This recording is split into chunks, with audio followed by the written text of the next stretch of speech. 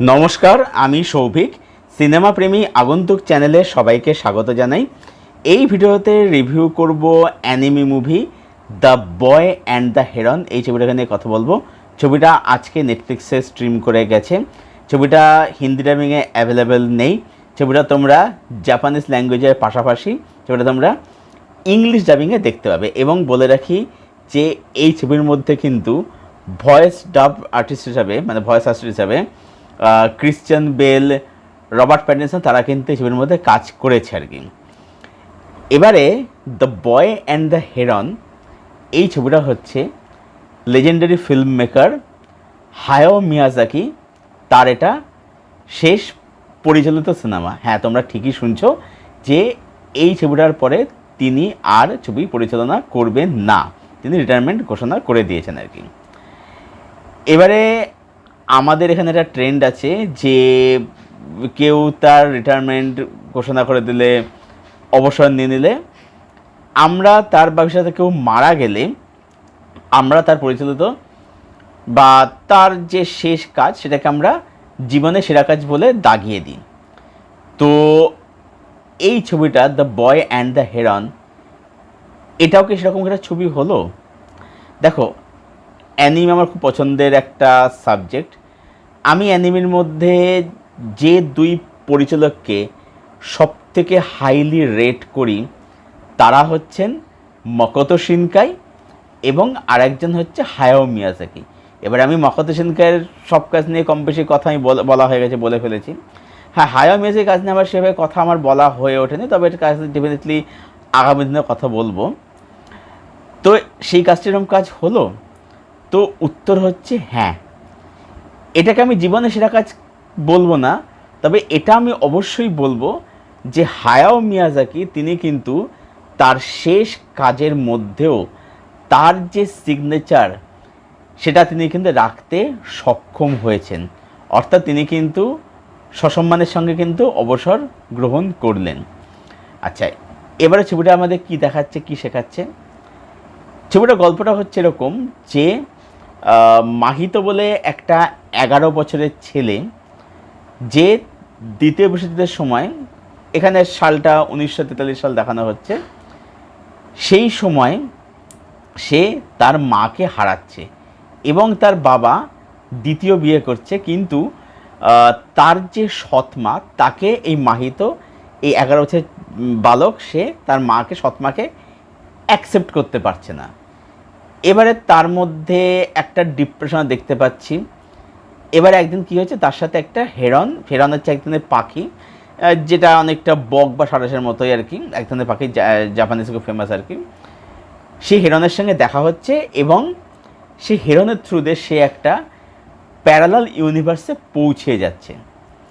এবারে এই জার্নিতে কী হচ্ছে সেখানে পৌঁছানোর পরে এটা হচ্ছে গল্প।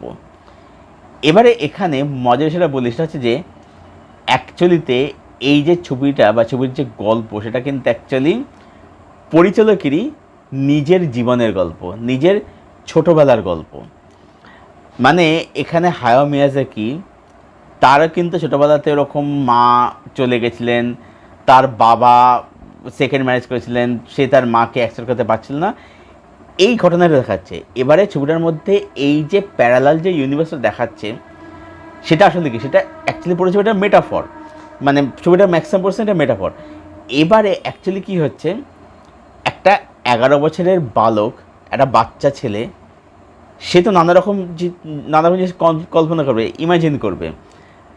তো তার যে কল্পনা শক্তি, সেটাকেই হচ্ছে পরিচালক এখানে মেটাফর হিসেবে দেখিয়েছে। বা একটা 11 বছরের ছেলে সে লাইফকে কিভাবে দেখছে সেটা দেখাচ্ছে যে এই সিনেমাটা। তো ছবিটার মধ্যে বলতে ছবিটাতে আমার নেগেটিভ পয়েন্ট কিচ্ছু লাগেনি। তো শুধুমাত্র পজিটিভ দিক নিয়ে আলোচনা হবে এবং এখানে আমরা আলোচনা করবো ছবিটার মধ্যে থেকে আমরা অ্যাকচুয়ালি কী শিখতে হয়, ছবিটার থেকে পরিচালক আমাদের কী লেসন দিচ্ছেন। তো প্রথম কথা হচ্ছে যে তোমার জীবনে অনেক খারাপ সময় আসবে, অনেক খারাপ সিচুয়েশান আসবে, অনেক পরিবর্তন আসবে, কিন্তু সেটা থেকে তোমাকে মুভ অন করতে হবে এবং সবসময় হচ্ছে সময়ের সাথে চলতে হবে, সবসময় চেঞ্জকে বা পরিবর্তনকে অ্যাকসেপ্ট করতে হবে। যদি তুমি এটা করতে পারো, তুমি লাইফে এগিয়ে যাবে, তুমি টিকে থাকবে, নাহলে কী হবে, তুমি সময়ের সাথে তুমি হারিয়ে যাবে। এটা একটা লেসন দিচ্ছে। দ্বিতীয় হচ্ছে, এখানে যে হিরণের যে ক্যারেক্টারটা, এবার বলাই বলে হিরণটা কোনো সাধারণ হিরণ নয়। তো জাপানিজ ফোকলোর বা জাপানিজ মাইথোলজিতে হিরণকে হচ্ছে গড অফ ডিভাইন বলে অভিহিত করা হয়। এবং দেখবে হিরণটাই অ্যাকচুয়ালি হচ্ছে সে ওই ড্রিম ওয়ার্ল্ড এবং যে রিয়াল তার মধ্যে কিন্তু সংযোগ স্থাপন কিন্তু করতে পারে। তো হিরণ হচ্ছে এখানে একটা খুব ইম্পর্টেন্ট ক্যারেক্টার। এবার একটা দেখবে এখানে এই মাহিত, সে কিন্তু হিরণটা কিন্তু পছন্দ কিন্তু করতো না, কিন্তু একটা তাদের কিন্তু বন্ধু হয়ে যায়। তার মানে কি? তার মানে হচ্ছে আমাদের জীবনে বা আমাদের চারিপাশে এমন অনেক মানুষ থাকে যাদেরকে আমরা প্রথমে অ্যাকসেপ্ট করতে পারি না, কিন্তু একটা সময়ের পরে তারাই কিন্তু আমাদের জীবনের একজন খুব ইম্পর্টেন্ট পার্সনের প্রিয়জন হয়ে ওঠে। ছবির মধ্যে আমরা দেখতে পাই যে এই যে মাহিত, সে একটা প্যারালাল ইউনিভার্সে পৌঁছাচ্ছে, একটা অল্টারনেট ওয়ার্ল্ডে পৌঁছাচ্ছে। এটার মানে কি? এখানে দুটো দিক আছে। একটা হচ্ছে যে এই যে আমরা দেখছি যে মাহিতর যে বাবা, তার শৈচী যে ক্যারেক্টারটা, যেটা ভয়েস ক্রিশ্চিয়ান বেল দিয়েছেন আর কি, তো তারা কী করছে, তারা টোকিও থেকে মুভ করছে। এবার আমরা মনে করি যে এখানে আমার একটা খারাপ স্মৃতি আছে, আমি এখান থেকে অন্য জায়গায় শিফট করলে আমি সব ভুলে যাব। একটা কিন্তু হয় না, কারণ স্মৃতিটা আমার মনের মধ্যেই আছে, সেই স্মৃতিটা আমি মনের মধ্যে নিয়ে বেড়াচ্ছি। সুতরাং আমি যেখানে যাই সেই স্মৃতি কিন্তু আমার সাথেই কিন্তু যাচ্ছে। তো সুতরাং তুমি যদি মুভ অন করতে পারো, তুমি সেটা নিজের জায়গাতে বসে মুভ অন তুমি করতে পারবে। এবারে এখানে এই যে ড্রিম ওয়ার্ল্ডটা দেখাচ্ছে, যেটাকে অ্যাকচুয়ালি একটা প্যারাডাইস বা স্বর্গ হিসেবে দেখানো হচ্ছে আর কি, তো সেখানে কিন্তু সব কিছু কিন্তু পারফেক্ট কিন্তু হচ্ছে না। প্রথম দিকে মাহিতকে সব কিছু ভালো লাগছে, কিন্তু সেখানে গিয়ে যখন তার সাথে তার গ্র্যান্ড আঙ্কেলের দেখা হচ্ছে, তিনি বলছে যে তার কিছু ভুল সিদ্ধান্তের কারণে উত্তরসূরিরা তারা সাফার করছে। এটা আমরা অনেক পরিবারের ক্ষেত্রেও দেখে থাকি যে কোনো এক পূর্বপুরুষের কোনো এক ভুলের কারণে তার যে বংশধর, তার যে উত্তরসূরি, উত্তরপুরুষ যারা, তারা কিন্তু সাফার করছে। এটা কিন্তু আমরা দেখে থাকি, সেটা এখানে দেখানো হচ্ছে। আচ্ছা, এবারে অ্যাকচুয়ালি এখানে দেখানো হচ্ছে যে এই ড্রিমার লাইফে কিছু হয় না, মানে সেখানে সব কিছু ভালো কিন্তু হচ্ছে না, ঠিক আছে? মানে উপরও দেখতে ভালো লাগছে, যে মনে হচ্ছে না সব কিছু ভালো, সব কিছু ভালো, কিন্তু অ্যাকচুয়ালি সেখানে ভালো কিন্তু হচ্ছে না। তো এখানে দুটো দিক কিন্তু রয়েছে আর কি, যেটা আমি এক্সপ্লেন করলাম। আচ্ছা, এর সাথে সাথে দেখবে যখন মাহিত বসে যখন ওখানে, তাকে কিছু পেলিকান বার্ড তাকে অ্যাটাক করে। এর কারণটা হচ্ছে, যখন তুমি একটা সম্পূর্ণ অন্য এলাকা বা অন্য টেরিটরিতে গিয়ে থাকছো বা সেখানে প্রবেশ করছো, সেখানে সব জায়গাতে কিছু এক্সট্রিম কিছু ক্যারেক্টার থাকে যারা মানে কখনোই চায় না যে তাদের টেরিটরিতে এসে অন্য কেউ থাকুক। তো এই পেলিকানগুলো হচ্ছে ঠিক সেরকমই একটা ক্যারেক্টার আর কি, ঠিক আছে? তো অ্যাকচুয়ালি যেটা এটা দেখাচ্ছে যে প্রথম কথা যে লাইফে মানে চলতে গেলে তোমাকে মুভ অন করতে হবে, পরিবর্তনকে অ্যাকসেপ্ট করতে হবে, এবং এই যে এক জায়গায় শিফট করা, যে এখান থেকে চলে গেলে আমার সব কিছু ঠিকঠাক হয়ে যাবে, অ্যাকচুয়ালি এটা হয় না। তোমার স্মৃতি তোমার মনের মধ্যে আছে, তুমি যখন যেখানে যাচ্ছ তুমি স্মৃতিটাকে সঙ্গে নিয়ে যাচ্ছ আর কি। তো সুতরাং এখানে প্যারালাল ইউনিভার্স বলে কিছু অ্যাকচুয়ালি হয় না, তোমার মধ্যেই স্বর্গ নরক যা কিছু সেটা তোমার মধ্যেই আছে আর কি। তো এটাই দেখায় এই ছবিটা আর কি।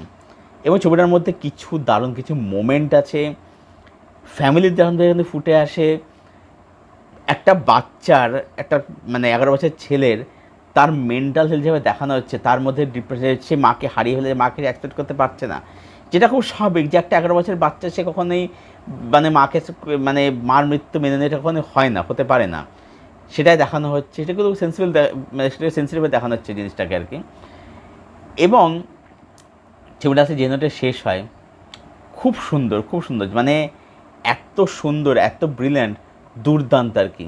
এবং এখানে চরিত্রগুলোকে এত সুন্দর করে লেখা হয়েছে, ক্যারেক্টারদের একটা আর্ক আছে, জানিয়েছে। এবং একটা এখানে এটাও বলতে হয়, সেটা হচ্ছে যে এখানে যখন প্যারালেন্সে পৌঁছাচ্ছে তখন কিন্তু তার মধ্যে একটা কিন্তু মেন্টাল কিন্তু পরিবর্তন আসছে, একটা কিন্তু চেঞ্জ কিন্তু আসছে।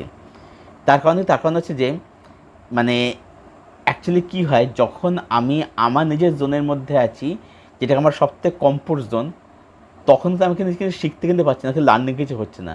কিন্তু যখন আমি একটা অন্য জোনে পৌঁছাচ্ছি, একটা মানে আনকমফোর্ট জায়গায় পৌঁছাচ্ছি, সেখান থেকে আমার যে স্ট্রাগলটা করতে যায়, সেখান থেকে কিন্তু সেটা কিন্তু অ্যাকচুয়ালি আমার কিন্তু একটা লেসন লার্নিং হয়েছে, যেটা হচ্ছে আমার মেন্টাল যে মানে হেলথ বা মানে আমার যে মানে যে ম্যাচটাকে কিন্তু গ্রো করতে সে কিন্তু সাহায্য করছে।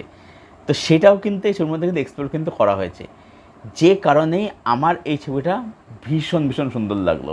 হ্যাঁ, এটা আমি বলবো না যে এটা হায়াও মিয়াজাকির জীবনের মানে একদম সেরা কাজ, শেষ কাজ এখন বলবো না, তবে এটা অবশ্যই বলবো যে এই কাজটা শেষ কাজ, এবং শেষ কাজে 3 দিকে সিনদের কিন্তু রাখতে পুরোপুরি সক্ষম হয়েছেন। তাই সব মিলিয়ে এই ছবিটাকে the boy and the heron, Hayao Miyazaki পরিচালিত সিনেমাটাকে আমি রেট করব 8.5 আউট অফ 10। ছবিটা একটা আমার সিম্পলি ব্রিলিয়ান্ট লেগেছে। ম্যাজিক্যালটা দেখো, ম্যাজিক্যাল যা হচ্ছে সব কিন্তু লজিক আছে, কিন্তু ম্যাজিক্যাল হচ্ছে। তো এটা হচ্ছে হায়াও মিয়াজাকির ম্যাজিক, যে লজিক নাই, ম্যাজিক। তিনি ম্যাজিক ক্রিয়েট করতে, সেটা তিনি শেষ ছবিতে ক্রিয়েট কিন্তু করে গেলেন। তো এই ছিল আমার রিভিউ হায়াও মিয়াজাকি পরিচালিত cinema the boy and the heron নিয়ে। ছবিটা যারা দেখোনি, নেটফ্লিক্সে যাও, দেখে ফেলো। হিন্দি ডাবিং নেই, ইংলিশে ছবিটা তোমরা পেয়ে যাবে, দেখে ফেলো। ভীষণ ভীষণ সুন্দর লাগবে। আর যাদের দেখা হয়ে গেছে এই ছবিটা, যাদের দেখা আছে, দেখেছো যারা, তোমাদের কি ওপিনিয়ন প্লিজ জানাও কমেন্ট সেকশানে এসে। ভিডিওটা ভালো লেগে থাকলে লাইক করো, শেয়ার করো, চ্যানেলটাকে অবশ্যই সাবস্ক্রাইব করো, এবং পাশের যে বেল আইকনটা আছে সেটাকে প্লিজ অন করে দাও। এরকম ভিডিও বা রিভিউ আসলে তার নোটিফিকেশন তোমরা সহজে শীঘ্রই পেয়ে যাও। আচ্ছা, এখানে একটা কথা বলে রাখি, সেটা হচ্ছে যে দেখো এখানে কিন্তু পরিচালক তিনি কিন্তু কোনো কিছু কিন্তু একদম চোখে আঙুলে দেখাননি। এটাকে তিনি বানিয়েছেন অডিয়েন্সের ইন্টারপ্রিটেশনের কথা মাথায় রেখে। তো সুতরাং আমি ছবিটাকে আমার মতো করে মানে ইন্টারপ্রিট করলে এক্সপ্লেন করলাম। হতে পারে তোমাদের ইন্টারপ্রিটেশন সম্পূর্ণ আলাদা হলে, তোমার সাথে একমত না হলে, তো তোমরাও তোমাদের যে থিওরি সেটাও তোমরা কমেন্টে অবশ্যই জানাও যে তোমাদের কী ওপিনিয়ন, তোমাদের কী থিওরি ছবিটাকে নিয়ে। কারণ ছবিটার মধ্যে কিন্তু মাল্টো থিওরি কিন্তু রয়েছে আর কি, এটা তো কমেন্টে অবশ্যই জানাও। যাই হোক, তো ভিডিওটা এখানে শেষ করলাম। আমাদের তোমার নতুন ভিডিওর সাথে, ততক্ষণ সবাই ভালো থেকো, সুস্থ থেকো এবং সিনেমার সঙ্গে জুড়ে থেকো।